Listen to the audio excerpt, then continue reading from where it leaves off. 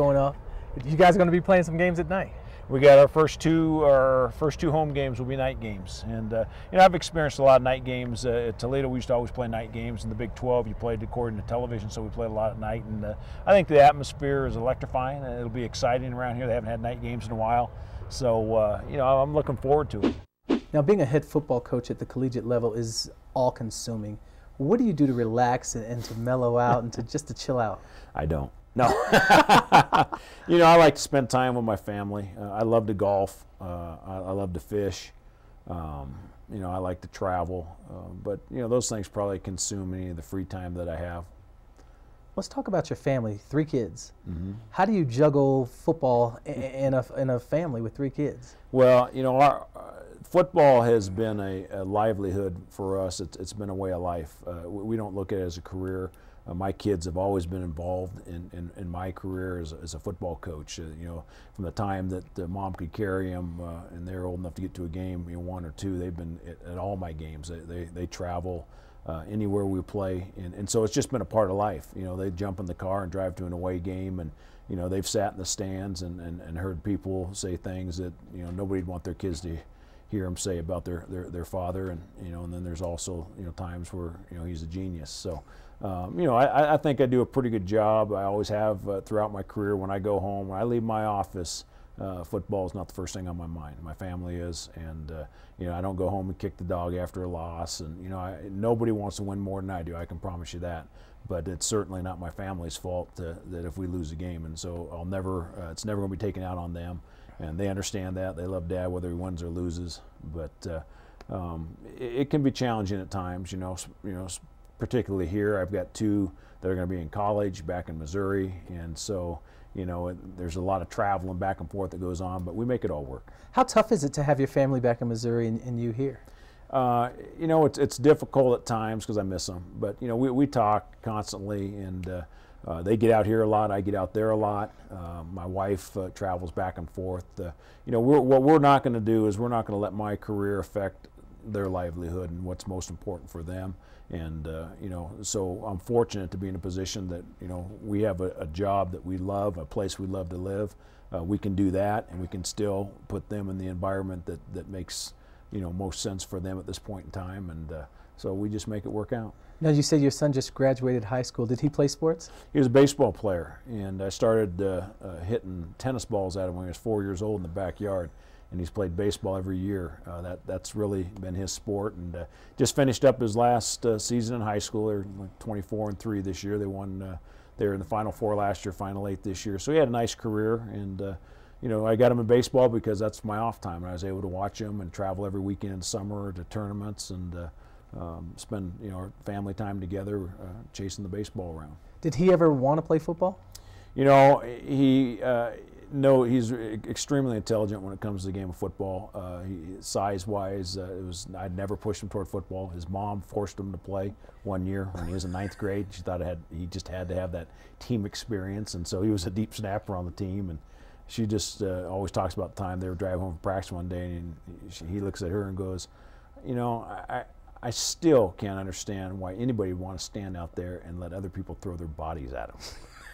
And so, he wasn't into the contact part of it. And again, he was, slight in frame. He's taller and slimmer and more of a baseball body type. But he had the 1 year's experience where Mom made him play. How important are those summers where you can sit in the stands and watch him play baseball? It was huge. That's what we did as a family. My girls, they didn't play sports, and so we traveled as a family every week to follow baseball. It was great for the girls. They loved staying in hotels and eating out every night, and so it was a great experience for our family to bond and be together throughout the summer. And we had just a ton of great experiences. And other than the fact that a lot of parents didn't like to sit by me because I was very critical of everybody. I didn't discriminate. I ripped my son just like everybody else's. It wasn't okay to hit a ball and get thrown out and holler a good hit because it wasn't a hit. And I made sure everybody understood that. There are things that, are well, and there are things that got to be critiqued and corrected. And that's just how it was in our house. We expect, to go out and compete, and the object of games are to win. And I think my son learned that at a very young age. Coach, how has the athlete changed from when you started playing to today? Well, I think, you know, in this day and age, there's so many more things out there for kids to do. I mean, you know, we had to get together and grab 5 guys and go have a basketball game or a baseball game or whatever, and you know, so that we didn't have all the different things that are out there now. And now, you know, they're playing games and everything's provided for them. You know, they're different today. I think. You know, the kids come in here and you know, there's not a lot of them anymore that go through the 2-parent blue-collared family at home where, you know, they're doing chores and you know, just all the things that, you know, back in our day you had to do to have a chance to go out and play. And I think people now, you know, you see a lot more kids coming in here that have been enabled. I've made the same mistake with my kids. You know, I want to do more for them than I had done for me, and so we enable them. And so when they get here, you know, they're used to having, you know, mom do everything for them. And hell, my wife's registering my 19-year-old son in college, where, you know, when I went to college, my parents didn't even know where the university was at, you know. And so, you know, it's just different in this day and age. And so what we have to do is we bring them in here. We're a little bit old-fashioned. I'm a little bit, you know, blue-collared, old-fashioned, that, you know, we're hard work and discipline, structure, attention to detail, all those things, I believe, are what make you successful. And, you know, I probably haven't done as good a job with my 3 kids as I have the 105 that I get to work with here. But, you know, society's changed, and they're just because there's so many other things out there going on. You know, I focused when I was younger on being a football player. And that's all I focused on. And you know, you go outside, you run around. You didn't have, you know, video games, computers, cell phones, texting. I mean, I sat with 2 recruits this year where they sitting where you're sitting, and I'm talking to them about a $60,000 scholarship, and they're texting. And obviously, you're probably aware that didn't go over real well with me. And their parents are sitting there next to them, and I told those kids that, you know, I hope the person on the other end of that line you're texting has a scholarship for you, because I don't. Wow. And but, you know, that's how society is now. We would have never thought of doing those type of things when I was younger and I was a kid. But you know, things are changing, and so you got to change with the kids a little bit too. You know, that's not like, you know, we don't let them wear earrings and that type of stuff. But we still think that you know, some discipline in their lives is a good thing. What's it like coming out here and walking out in here and going, you know what, this is my palace?